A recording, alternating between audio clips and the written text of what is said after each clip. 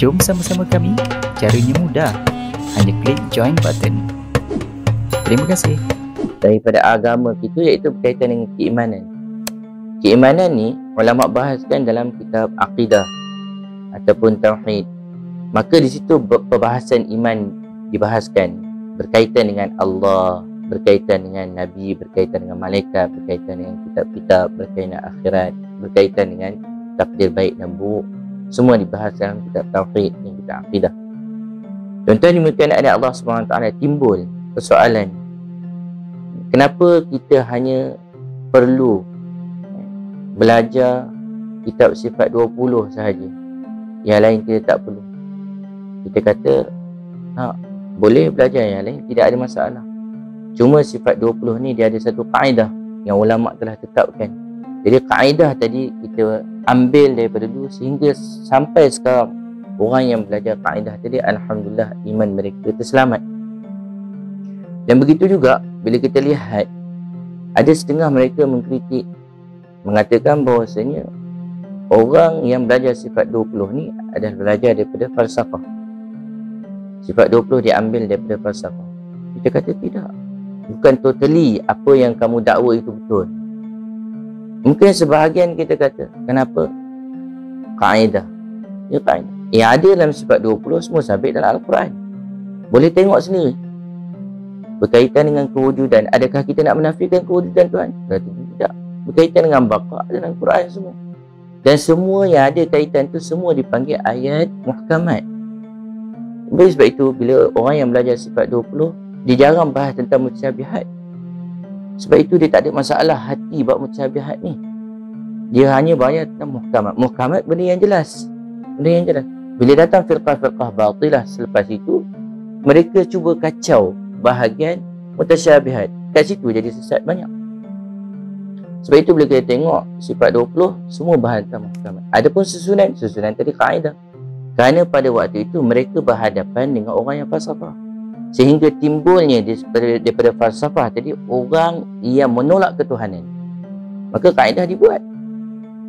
Tapi hakikat dalamannya semua daripada Al-Quran. Sebab itu alhamdulillah daripada dulu sampai sekarang orang menerima bahawasanya akidah Asy'ariyah Maturidiyah adalah daripada Ahli Sunnah wal Jamaah. Bahkan kalau tengok Syekh Murtada Az-Zabidi sendiri, bila diitlakkan, beliau beritahu bila diitlakkan kepada Ahli Sunnah wal Jamaah, mereka adalah Asy'ariyah dan Maturidiyah. Kenapa? Mereka adalah orang yang menyelamatkan akidah umat pada dulu zaman falsafah, sehingga selepas tu kaedah-kaedah mereka dipakai. Jadi tuan-tuan dimulakan oleh Allah SWT. Begitu juga pada hari ini, zaman kita zaman yang penuh dengan sains dan teknologi, sehingga ada disebabkan sains dan teknologi, orang telah keluar daripada Islam. Orang telah menjadi murtad. Orang telah menjadi. Kemudian bangkit ulama kita membuat satu kaedah mengikut sains dan teknologi. Dan kaedah daripada benda semua diambil daripada Al-Quran, tapi kaedah saya untuk memahamkan umat. Adakah kita kata benda ini salah? Sudah tentu tidak. Bahkan kita tengoklah sekarang ni, dulu pengajian pada zaman Nabi SAW lain. Sahabat-sahabat semua pergi berjumpa dengan Nabi di masjid, kan? Adanya sufah, tempat-tempat sahabat yang tidak ada penginapan, duduk di Masjid Nabawi untuk belajar dengan Nabi SAW. Dan tidak ada penetapan pun berapa lama nak kena belajar. Zaman kita orang belajar kat mana? Madrasah, universiti. Bahkan kalau kita tengok kat sini, adakah sama dengan zaman Nabi? Madrasah boleh kita kira lagi. Kenapa?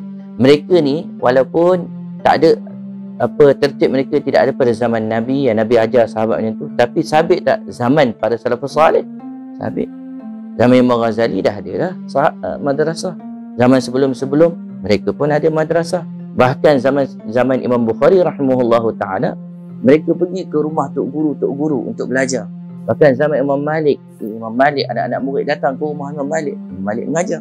Pada sabit zaman salafus salih. Bahkan mereka ni semua belajar dengan sanad, dan sanad pun sabit juga. Tapi bila orang yang habis daripada universiti yang mengatakan bahawasanya PhD segala-galanya, kedoktoran segala-galanya, adakah sabit dengan Nabi? Tidak juga. Dan ketetapan yang ada dalam universiti 4 tahun, 6 tahun, adakah sabit? Ijazah. Dan keluarnya bagi syahadah macam tu, adakah Nabi pernah bagi macam tu? Tak ada pun. Tak ada. Sebab itu tuan-tuan dimulakan oleh Allah Subhanahu wa ta'ala, bila kita lihat kaedah is kaedah. Maka dengan kaedah tadi, alhamdulillah umat terselamat. Begitu juga pada hari ini, tuan-tuan dimulakan ada Allah SWT. Andai kata ada orang buat satu kaedah yang baru, yang mana dia ambil daripada Al-Quran, dia ambil daripada hadis, kemudian dia terang kepada umat akidah yang betul, maka alhamdulillah. Cuma kaedah yang telah dibuat oleh ulama dahulu terlampau makbul sangat, sehingga ulama-ulama selepas tu nak buat kaedah baru pun dia kata macam tak layak. Sehingga Imam Baihaqi rahimahullahu ta'ala, orang pernah bagi tahu Imam Baihaqi ni terlampau hebat sangat, dia boleh buat mazhab sendiri. Maka tetap juga Imam Baihaqi kata, tak, aku ni berharap pada mazhab Syafi'i.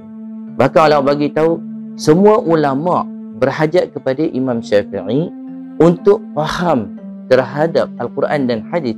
Bahkan Imam Baihaqi dia membantu Imam Syafi'i, membantu mazhab Imam Syafi'i dalam menerangkan kepada umat daripada mana sumber-sumber yang Imam Syafi'i ambil untuk menyelesaikan masalah umat. Salah faham ini perlu dijauhkan daripada umat. Hari ini umat tak faham, kenapa ulama-ulama buat dahulu, itu yang jadi kacau bilau.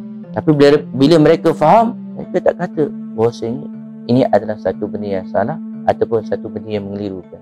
Timbul persoalan, tuan-tuan yang Allah Ta'ala, kadang-kadang ada setengah pihak mengatakan bahawasanya Asy'ariyah ni adalah golongan bid'ah. Kenapa mereka mengatakan mubtadi', golongan bid'ah?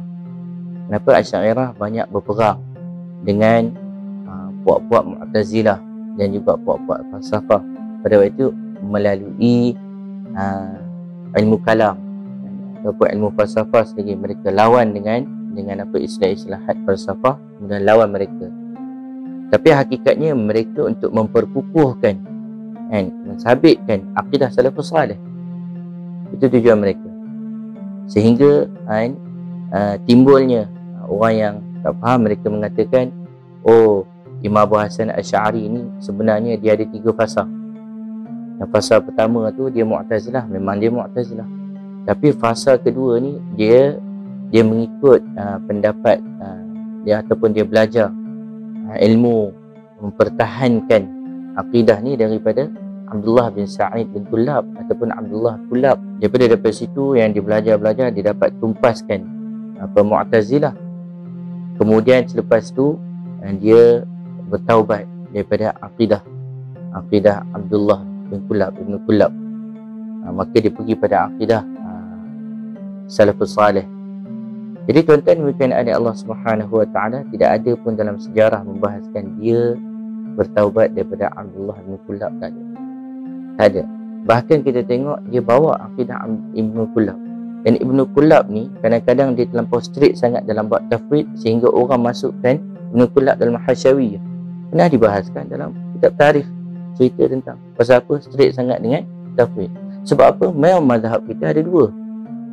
Ahlussunnah wal Jamaah sama ada dia ambil tafwid ataupun dia ambil jalan takwil. Sebab itu fasa dalam Imam Abu Hasan Asy'ari selepas dia meninggalkan Mu'tazilah, maka 2 fasa, iaitu dia pergi pada Ahlussunnah wal Jamaah yang mengambil jalan tafwid ataupun jalan takwil. Adapun bila banyak sangat berhadapan dengan Mu'tazilah dan al-falsafah, banyak pentakwilan dibuat, maka dia ambil jalan takwil untuk selamatkan umat. Dan begitu juga tuan-tuan demikian ada Allah SWT, akidah ulama salafus salih seperti Imam Ahmad dan juga ulama-ulama terdahulu, mereka suka ambil jalan tafwid terus. Sebab itu mereka ada bertembung sikit, seperti Al-Karabisi, Al-Muhasibi. Imam Al-Karabisi baik dengan Imam Ahmad, tapi pertembungannya apabila Mu'tazilah Jahmiyah mengatakan bahawasanya Al-Quran itu makhluk, maka Imam Ahmad menolak. Bukan saja Imam Ahmad, semua kita menolak, Ahlussunnah wal Jamaah menolak. Cuma perbahasan mereka membahas sehingga okey, kalau gitu Al-Quran memang bukan makhluk. Tapi lafaz yang timbul akan situ dimainkan oleh orang daripada Mu'tazilah, Jahmiyah, sehingga timbul kekeliruan di antara umat. Bagaimana? Jadi kat situlah ada pendapat yang terkeluar sikit yang tak sama fahaman dengan Imam Ahmad. Imam Ahmad kata tak ada, kita tutup bab kat sini, saddul bab, saddul dhara'i, jangan pergi dah kat situ dah. Tapi orang masih main lagi. Bila masih main, ulama menerangkan. Antara yang menerangkan seperti Ibn Kullab, Al-Karabisi menerangkan bahawasanya lafaz itu lafaz yang keluar daripada kita makhluk, tapi Al-Quran asalnya tetap dia qadim. Itu perbahasan. Sehingga Imam Bukhari bersetuju pula dengan Imam Bukhari sendiri bersetuju dengan Ibnul Kullab, dengan Al-Karabisi berkaitan dengan, sehingga Imam Bukhari dia tulis satu kitab nama Khalq Af'alil Ibad. Maksudnya perbuatan manusia bila keluar daripada manusia dia tak makhluk. Jadi Imam Bukhari buat. Sebab itulah bila orang nak cas kata bahawasanya Asy'ariyah yang sekarang ni ikut faham Ibnul Kullab, kita kata Ibnul Kullab tu sendiri Ahli Sunnah wal Jamaah, Ibnul Kullab tu sendiri. Cuma ada perselisihan fahaman di antara Imam Ahmad itu masalah dipanggil niza' lafzi. Kita tengok Imam Bukhari sendiri, kalau kita macam mana kita nak hukumkan Imam Bukhari kalau ikut Ibnul Kullab, adakah dia termasuk kalangan orang yang sesat juga? Kita ambil kitab Sahih Bukhari, semua hadis-hadis Sahih Bukhari. Habis tentang akidah Imam Bukhari macam mana nak buat? Imam Al-Hafidh Ibn Hajar rahimahullahu ta'ala dalam kitab Fathul Bari jilid 1 muka surat 293 dia terang, dia kata Al-Bukhari fi jami' ma yuridu min tafsir al-gharib innama yanqulu an ahli dhalika al-fan. Imam Bukhari ni berkaitan dengan apa yang dibawa berkaitan dengan tafsir hadis-hadis yang gharib, mereka akan ambil daripada Imam Bukhari akan ambil daripada ahli fan. Seperti siapa dia? Abu Ubaidah, Nadhr bin Shumal, Imam Farra dan selain daripada mereka. Wa ammal mabahithul fiqhiyah, adapun perbahasan tentang ilmu fiqh, fa ghalibuha, kebanyakannya mustamaddah lahu min asy-Syafi'i, dia akan ambil banyak daripada Imam Syafi'i. Jadi sekarang ni kita pelik juga, ada orang yang mengingkari mazhab Syafi'i sedangkan dia kata saya nak ambil apa yang ada dalam Sahih Bukhari saja. Nah, Imam Bukhari pun nak memahami hadis banyak ambil daripada faham Imam Syafi'i. Wa Abi Ubaid, dan begitu juga Abu Ubaid dan seumpamanya.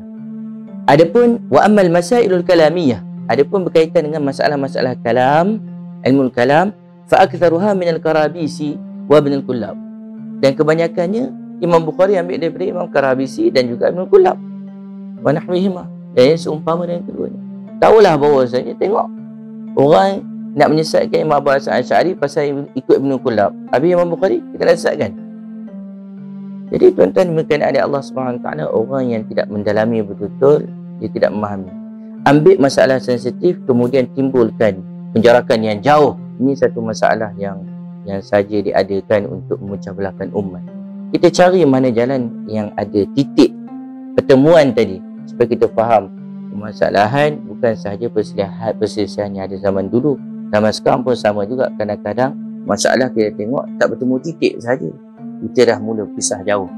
Ulama dahulu, Imam Ahmad dia tak boleh terima cara pasal apa, dia kata kalau boleh Sadul Bab jangan pergi dah kat situ. Sebab apa? Kata dia akan jadi berjela-jela. Maka mereka kat sini, Imam Ahmad dah berhenti kat sini, yang mereka terpaksa ambil jalan ni, kenapa nak tutup lagi? Pasal apa? Kata tidak, orang awam tu akan banyak jadi sesat ikut sana. Jadi terpaksa dibahaskan. Itu keluar ni. Termasuklah Imam Bukhari pun terpaksa bahas, sehingga Imam Bukhari keluarkan kitab Khalq Af'alil Ibad. Wallahu a'lam. Banyak perbahasan-perbahasan ni cerita dalam kitab tarikh. Imam Zahabi rahimahullahu ta'ala pun banyak sebut dalam kitabnya. Imam Ibn Hajar dalam Fathul Bari banyak menerangkan. Begitu juga dalam kitab Lisanul Mizan menceritakan tentang orang menuduh Ibn Kullab sebagai Hasyawiyah. Kenapa tuduh Ibn Kullab pada Hasyawiyah?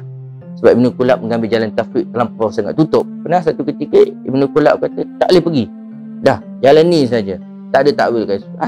Pasal apa? Imam mazhab kita ambil tafwid dan ambil takwil. Ada kalanya. Kenapa kita mengambil jalan takwil? Untuk tutup fitnah. Sebab itu Mullah Ali Qari rahimahullahu ta'ala pernah menyatakan, kenapa ulama-ulama terdahulu mengambil jalan takwil? Asalnya jalan tafwid. Kenapa? Menutup fitnah-fitnah seperti Qadariyah, Jahmiyah dan juga Mujassimah. Jadi wallahu a'lam, mudah-mudahan Allah Subhanahu wa taala jauhkan kita daripada fahaman-fahaman yang sesat. Wallah.